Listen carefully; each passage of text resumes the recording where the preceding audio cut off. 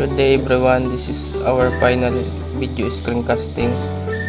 First, we're now going to create line upward, line,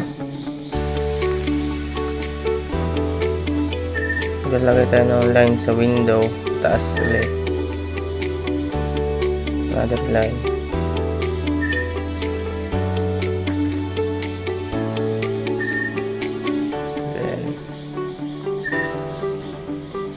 horizontal line, malagay tayo,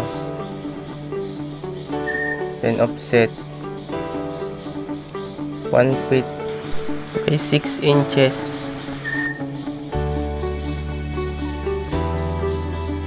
then 2 feet upward,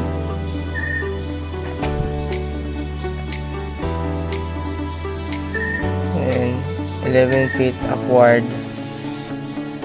then 16 feet upward, then 19 feet by 3, then trim, straight line, offset by 8 feet,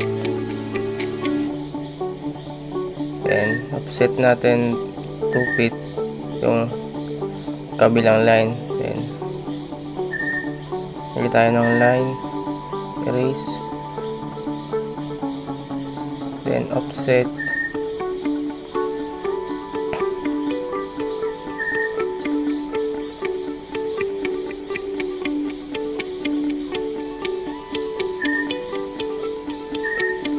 offset 6 inches,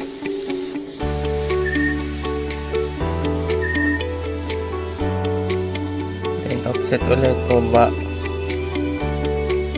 1 feet,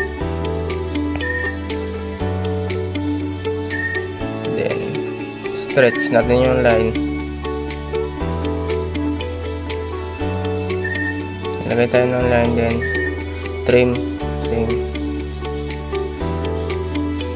tanggalin natin yung mga sobrang line,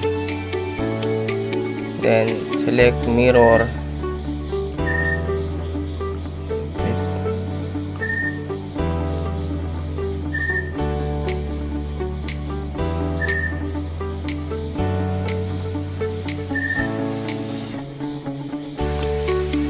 offset natin pababa para paglagay natin ng pinto 2 feet,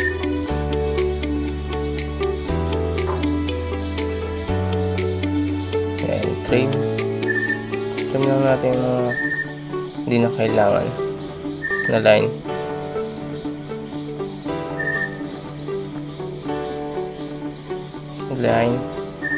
then offset 1 feet, then create tayo ng rectangle,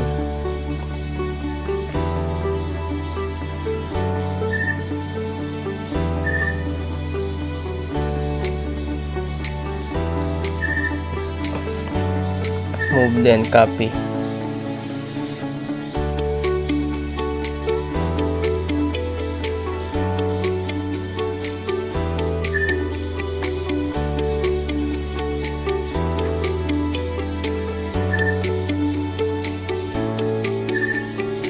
select,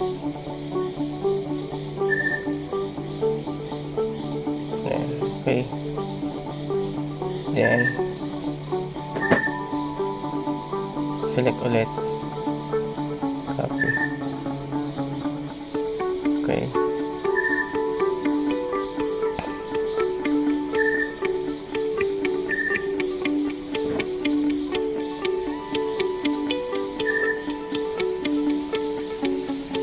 dito nag-try ako mag-copy,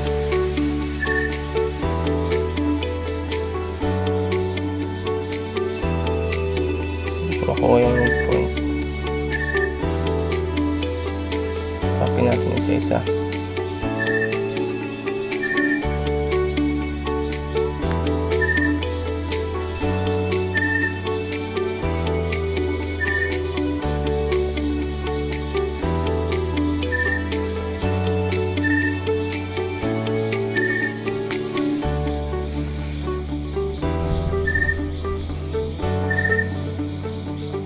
yan, meron na tayo. Then, lalagay tayo ng window. dito nakikita nyo, sobrang laki ng window. I-scale natin para lumiit. Command na scale. R4.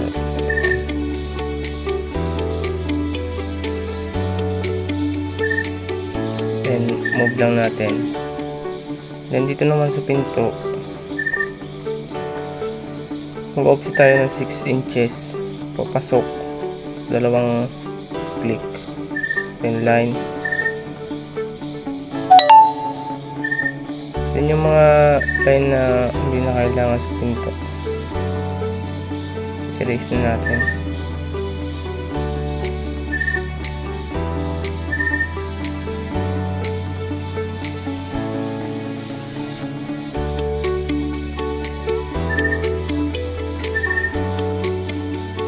So dahil ulit sa gitna. So yung kabilaan 6 inches.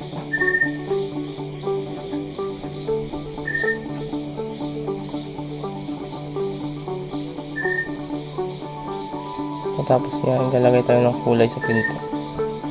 Yan sa bintana.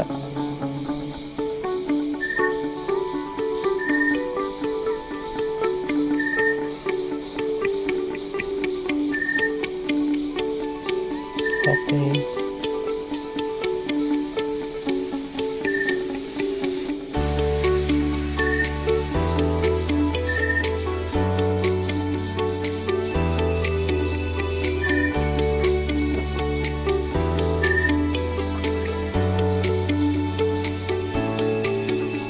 Trim.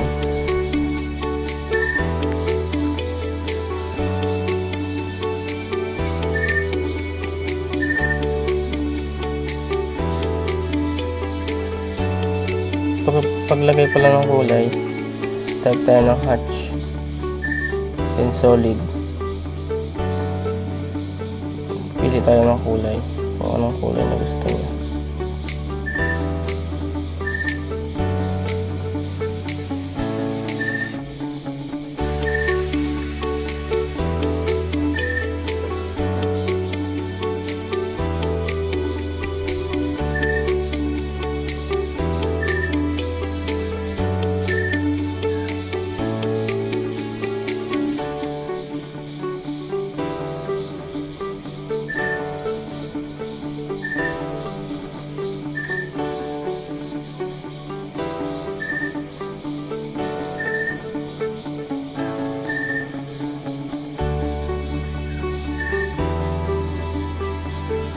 Trim na natin yung mga line na hindi na kailangan para makita na natin yung object.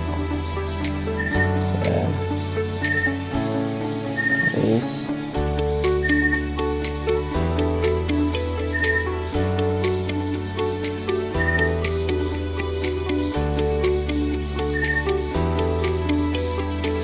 Sobrahan.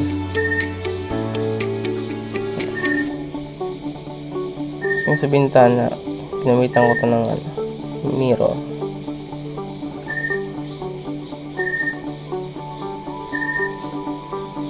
Sabay yung pinto. Erase na lang natin.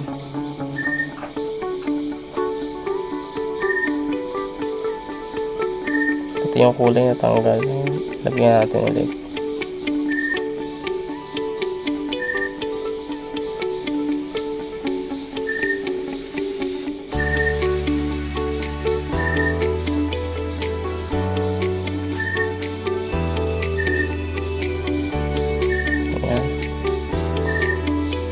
Meron tayong object. Thank you for watching.